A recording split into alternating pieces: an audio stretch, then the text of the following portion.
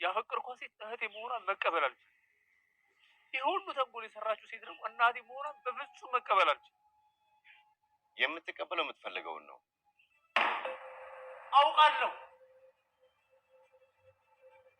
አውቃለሁ አንቺ ወላጅ እናቴ ነሽ።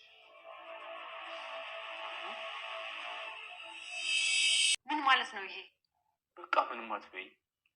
ከቻልሽ የተወሰነ ጊዜ ፍቀጅልኝ፣ የሆነ ቦታ ልሄድ። ልጄ እባክህ ቢኒዬ፣ እባክህ የኔ ጌታ እንዳትበይኝ አልኩሽ እኮ። እኔ ባንተ እንዴት እንደምኮራ አታውቅም። የኔ መከታ ልጄም ወንድሜ እኮ ነህ። ያላንተ ማን አለኝ? ሮማን ከልጄ ጋር እያወራው ነው። ቢኒ እኮ ልጄ ነው። ቢኒዬ አትጥሪኝ።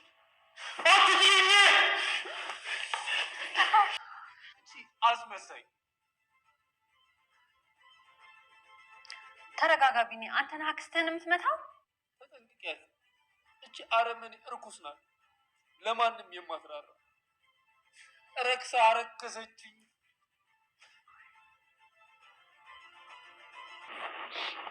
ልቀቂኝ። አውቃለሁ። አትንኪ፣ ልቀቂኝ። ደህና ለመሆን እየሞከርኩ ነው። ደህና ነኝ እንድልሽ ግን አትጠብቂ።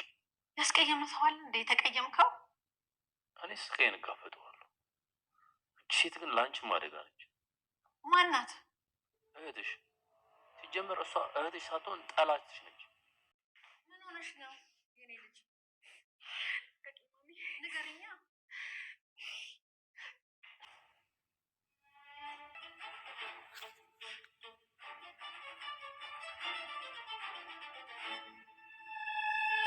እድል ድራማ በባለፈው ክፍል እንደተመለከትነው የቢንያምና እንዲሁም ደግሞ የእድል እህትና ወንድምነታቸው አሁን ላይ ተረጋግጧል። ግን ደግሞ ባለፈው ላይ ያየነው አንድ ቦታ አብረው አንድ ክፍል ላይ ማደራቸውን ተመልክተን ነበር። ከአዳራቸው ጠዋት ከነቁ በኋላ ያሳየችውን የፎቶግራፍ ምስል እጅግ በጣም በሚያስደነግጥ ሁኔታ ከው አድርጎታል። ይህንን ምስል ከረጅም ዓመት በፊት የሚያውቃት ፊት ማናት ብሎ መጠየቅም አልተገባም ነበር። ቀጥታ ማናትች እንዴት በማለት እናቱ እንደሆነችና እንዲሁም ደግሞ እዛ ማደጎ ቦታ ላይ የጣለቻቸው ሴት እች መሆኗን ከተረዳ በኋላ እጅጉን በጣም ደነገጠ። በፍጥነት ወሷ ወዳለችበት አካባቢ አይደለም የሄደው፣ ወደ እናቱ ቤት ወደ ገነት።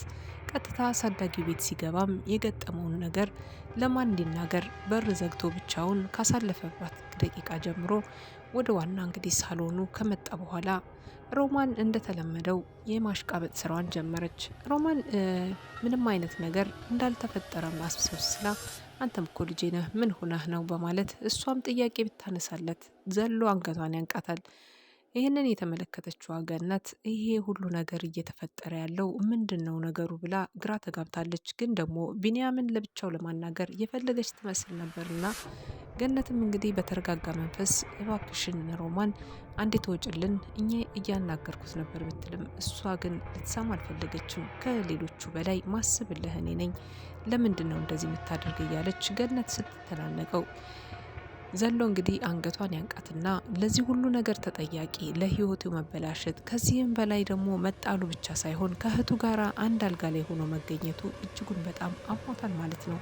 በዚህ ሰዓት ላይ የተሰማውን ስሜት እሱና እሱ ብቻውን እየታገለ ይገኛል። አሁን እድል የተባለችዋ ልጅ የቤታቸው ሰራተኛ ሆና ትግባ እንጂ በፍቅሯ ከወደቀ ሰንበት በት ብሏል። ግን ደግሞ ከእድል ጋር የጀመሩት የፍቅር ሂደት እህትና ወንድም ናችሁ አሁን ላይ ቢባሉ ምን እስከምኑ ሊያደርገው ይችላል? በተኛችበት እንግዲህ ሽታ የሚባለውን ከኋላ ጥቁር ነጥብ ሲመለከት ነበር። ይሄን አይቶ ደንግጧል። ምክንያቱም ምን አስደንግጦት ነው? ከዚህ ቀደም የት ቦታ ይሄን ያውቀዋል? በዚህ ባሻገር ደግሞ አንድ አልጋ ላይ አብረው ሁለታቸው መተኛታቸውንና እንዲሁም እህቴን አረከስኳት፣ በፍቅር በሷ ፍቅር ወደኩኝ፣ እህቴ መሆኗን ሳላቅ እያለ በጸጸት ውስጥ እየተንገበገበ የሚገኘው ቢንያም አሁን ላይ ነገሮቹ ተካብደውበታል። እሱ ይህንን ለመርሳት በመጠጥ ውስጥ ተደብቋል። ዛሬ ግን እውነታውን ሊናገር ፊት ለፊት የቆመ ይመስላል። አንቺ የኔ እናት ነሽ ሲል ነበረ። ገነት እንግዲህ ደንግጣለች። ሁሉም ተደናግጠዋል። ነገሩ በጣም ከባድ እየሆነ የመጣባቸው ይመስላሉ። እድል ግን በተቃራኒ መንገድ የሮማንንና እንዲሁም ደግሞ አሁን ላይ የቢንያምን ጸጉር በመውሰድ የዲኤንኤ ምርመራ ልታደርግ ትመስላለች። ሁለታቸውም እንግዲህ ጸጉራቸውን ስትለቃቅም እያየናት ነበር። የጸጉራቸውን ናሙና ወስዳ ምን ልታደርገው ትችላለች? ከዚህ በኋላ ብዙ ነገሮቹ እየተካረሩ መምጣታቸው አይቀርም። ገነት ቤቷ ውስጥ ምን ሰይጣን እንደገባ ወይም ደግሞ ልጆቹ ምን እያሰቡ ምን እየሆኑ እንደሆነ የምታስበው ነገር ሁሉ ተበላሽቶባታል። ምክንያቱም ደግሞ የልጆቹ መጣላት በየጊዜው በቤት ውስጥ የሚፈጠሩት አዳዲስ ችግሮች መላቅጡን ያሳጥተውታልና ቤቱን ግራ በተጋባ ስሜት ውስጥ ሆና አረ ምንድን ነው እዚህ ቤት የተፈጠረው? ምን እየተካሄደ ነው? በማለት ተጨንቃ ትገኛለች። ግን ደግሞ አሁን ሁሉም ነገር ቦታውን የሚይዝበት ሰዓት ወይም ደግሞ ከዚህ የበለጠ መዓትና ችግር የሚመጣበት ሁሉም ሰው እውነቱን የሚያውቅበት ደቂቃዎች ደርሰዋል።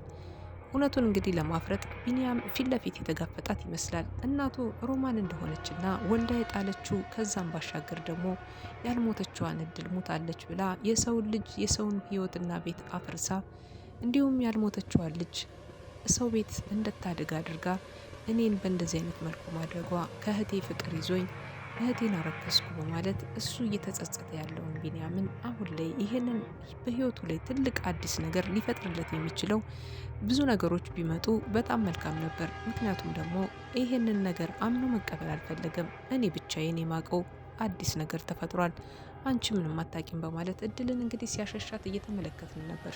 እድል ካሁን በኋላ አብረው እንድትቀጥል እንደማትፈልግና በእህትነት መልኩ ብቻ ሊመለከታት እንደሚፈልግ ግን ደግሞ ያረከሳትን ሲመለከት አሁን ላይ እያንገሸገሸው ይገኛል። ከሱ ቀደም ብላ ሌላ ወንድ እንደማታውቅና በዚህ ምክንያት ለምንድን ነው እያለች አሁን ላይ ባደረገችው ነገር እንድትጸጸት ወይም ደግሞ ክብሯን አሳልፋ ለሱ በመስጠቷ ያደረገችው ነገር እንደነው ቆጥሮባት እንደዛ ነበር የመሰላት እድል። ለዛ ነበረ አንዳንድ ነገሮችን ስትመለከት ስታየው ሲያርቃት እጇን እንኳን ከእጁ ላይ ስትጭን እጅግ በጣም ይደነግጥና እጇን እንድታነሳ ከሱ ላይ እንዳትነካው ሲያስጠነቅቃትም አይተናል።